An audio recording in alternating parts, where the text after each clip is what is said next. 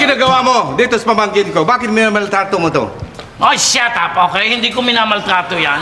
Tama, attorney. Huwag ka nagpapatalo dyan. Oo, nasa likod mo ako, attorney. Tama, ang balat sa inyo.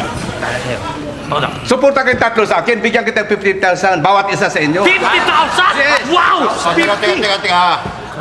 Baka akala mo naman makukuha mo yung suporta namin dahil sa 50,000 pesos. Ay, 50 na yun.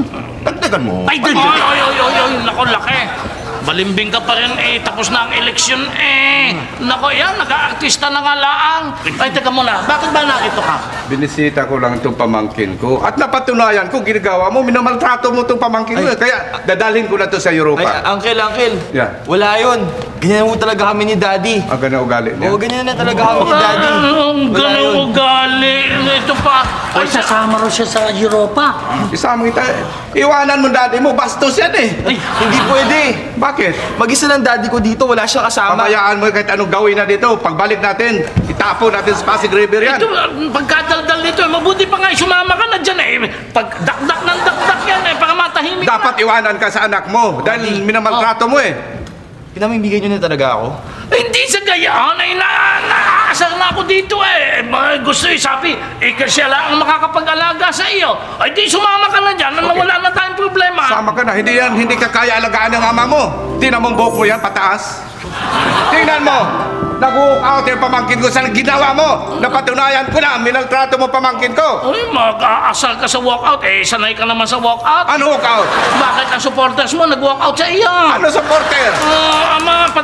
Pati ang jockey mo nag-walkout sa iyo. Anong jockey ko? Hindi lang ang supporter. Ano supporter? Basta, go to hell, okay? Go to hell. Alam mo ang hell sa taas yan. Hindi, ang That hell. is heaven. No, that is the opposite of heaven. No, that is hell. It means to say mataas. High on a Heaven. hill is a lonely goat herd. That is heaven. Heaven. Nakakasan tayo ng tama kung gusto mo. Sige, sugod niyo yung Ano? sugod mo. Ano gusto mo? Sige. Ano gusto mo? Magsabon na kayo. Sige. Ay, nako. Si Madam Auring karating. Ayan na. Awing ako sa pakin ko ng mga Konti yan. Screwdriver. Ako yan. Ha? Konti na lang to. Yan, sisigipan natin ng konti lang. Ay, ang pangingin yan ha. Ano bang hila yan? Inaayos po kami. Ganon? Inayos ko lang po yung pinto. Ganon? Opo, para, hintay pa ba natin masira to? Para tumibay. Kita niyo, Okay. Grabe ka naman. Ba't nagkaganyan yan? Hindi, binabago ko lang ang style ng pinto nyo, tita. Dahil makaluma na yung bumubukas, kailangan parang Ano? gawin natin sliding door. Okay? Ganon? Ang problema lang dito, tita, kailangan may tao parati dito. Para ano? Para tipid sa kuryente. Pagkain lang ang kailangan. Diyos ko, grabe talaga. Yes. Are you sure tama yung ginagawa mo? Kayang-kaya po ito. Nako. Maayos ito.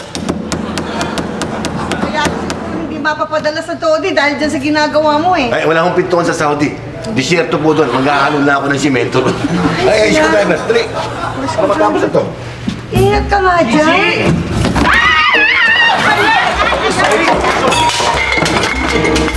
Tao pala doon. Ano palagay mo sa akin? Kalabaw?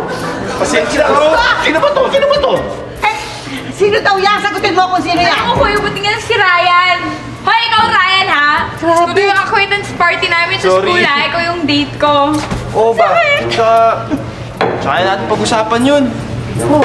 Pero basta nasama na ako sa oo na yun. Bakit parang problemado ka? Si Daddy kasi.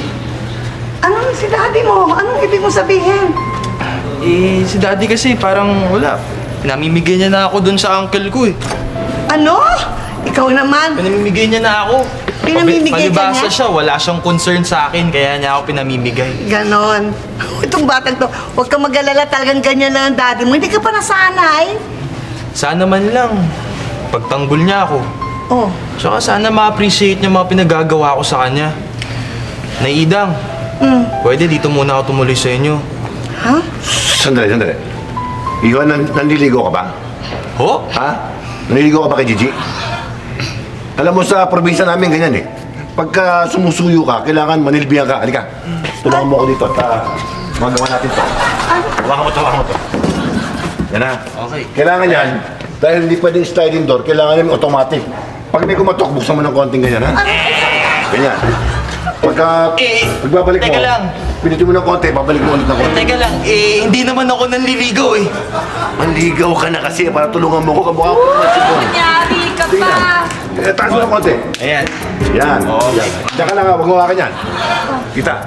Gusto mo ayusin ko itong bintana niyo? Naku, please. Babagoy natin ang sistema rito. Puting, huwag mo na kasi kasuhin yan. Tama na yan.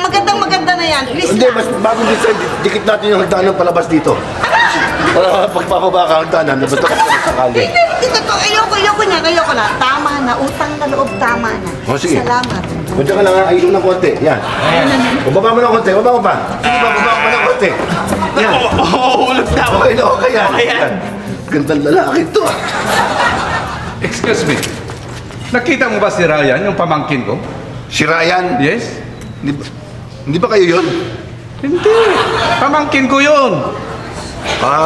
Kasi kamukha niya yung kaibigan ko si Raul eh. Tama na. Oh, naalala ko rin. Kilala ko kayo ah! Kilala ko kayo! Oh, sino? Kayo yung ano eh, yung sikat na sikat kayo sa probinsya namin eh. Kayo yung kumandidato na disqualify. Kayo yun! Hindi. Hindi namukha din kita. Ikaw yung kandidato sa Paranaque na talo. Hindi, nag-concede yun, nag-concede. Di ba na problema ka sa buhok mo? Palagi ko nga meron eh. Pero yung kilala kong kamukha nyo, may problema din sa buhok eh. May puyo ba kayo? Patay. Tama na, puro tela yata nakikita ko rito. Ganda ng helmet niyo.